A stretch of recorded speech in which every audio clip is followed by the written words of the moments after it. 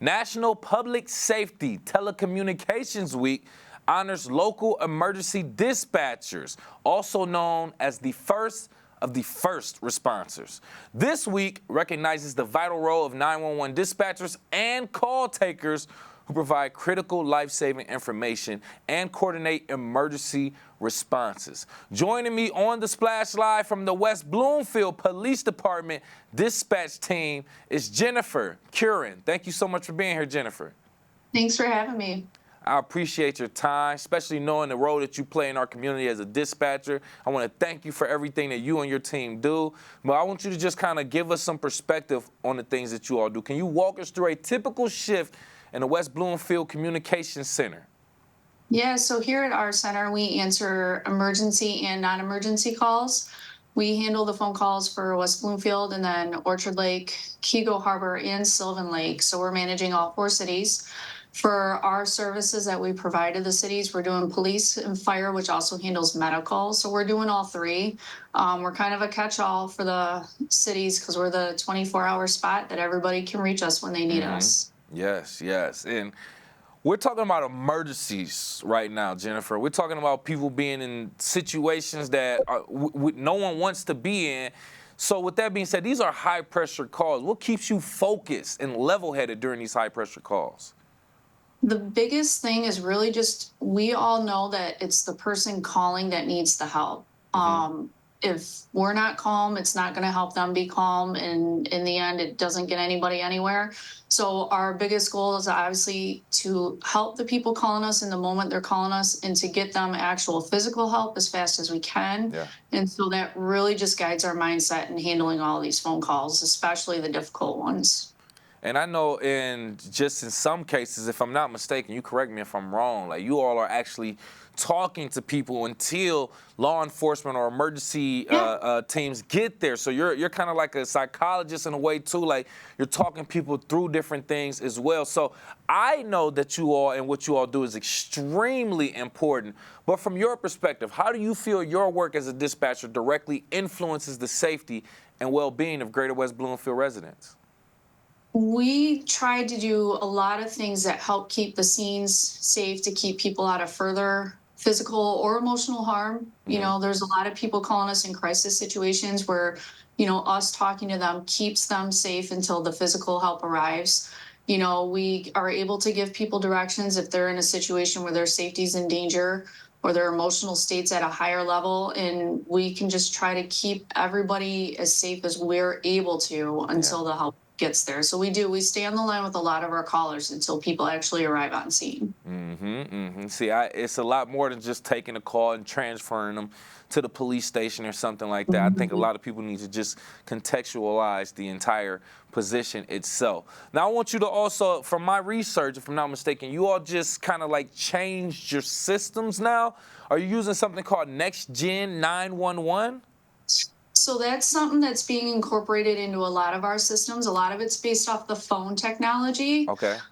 But it does work into a lot of those other systems we use. It gives us a lot better location information and subscriber information. So when you call us, we're able to accurately know where you're at a lot faster, which for us in this area works out great when people are on the trails or on the lakes and stuff like that, where their locations maybe not necessarily a specific address. It gives us a much more accurate location that we can at least get people headed that way while we're talking to you, working out a way to figure out your location. So that system alone is not just like literally for communicating, actually locates where these calls are coming from very specifically. Correct. Yeah. So when a call comes into us, it pings on a map for us and gives us an area that you're in. With this Next Gen 911 stuff, it's a much more accurate location. It's usually a specific address, a specific intersection. Our maps are all internet-based and Esri-based maps now, so we can use the satellite images to look at landmarks and figure out where you're at and get to you a lot faster now.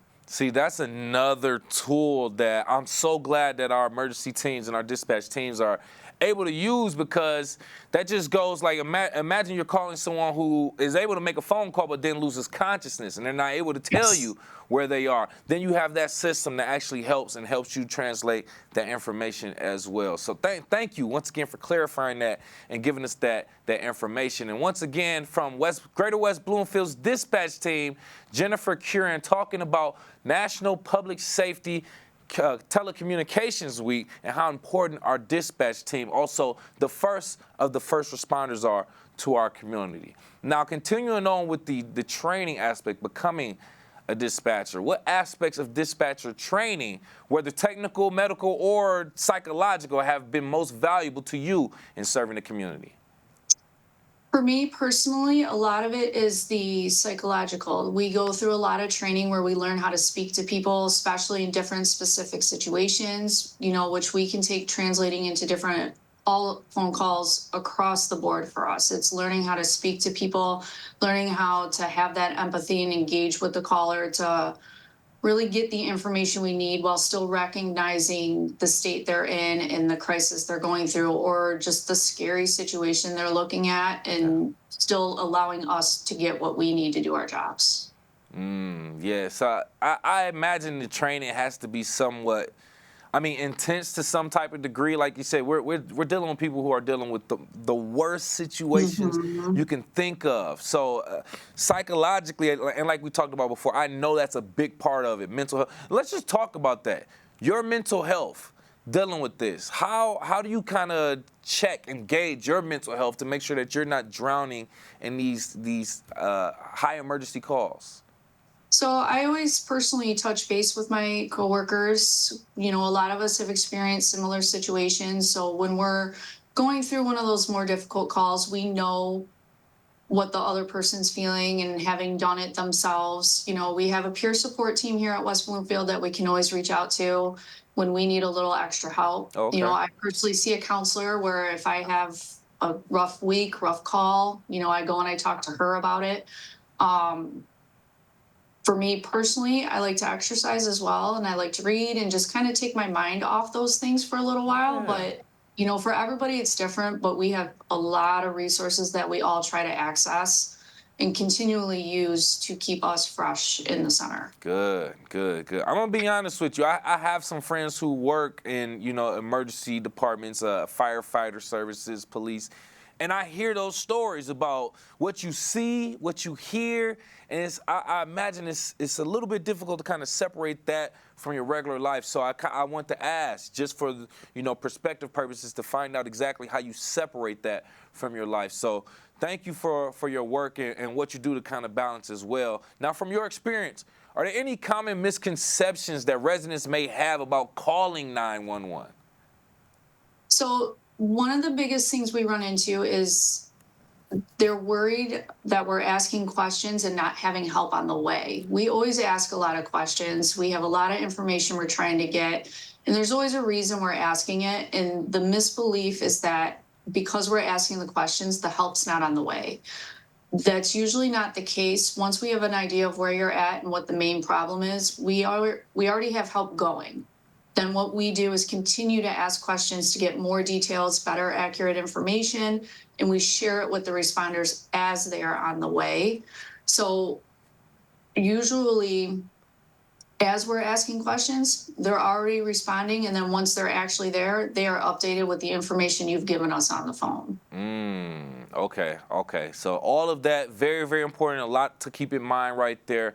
And we thank you so much for being here and shedding light on a different perspective of our emergency services. A lot of people may not get to know. Now, just before I let you go, as National Public Safety Telecommunications shines a spotlight on dispatchers like yourself, what message would you like the Greater West Bloomfield community to take away about the importance of your role? That we are here to help. We understand that nobody wants to ever call 911, but we are here for you, and we all love doing our jobs, and we are all going to do everything we can to get you the help you need, whatever it is you're calling for. And that, we're not going away. We are always here. We are dedicated to this spot, and we're dedicated to helping you guys. And we appreciate you and the entire dispatch team as well. And once again, from the Greater West Bloomfield Emergency Dispatch Team, Jennifer Curran, we appreciate you. Thank you so much for all of your work. Thank you. Have a great day.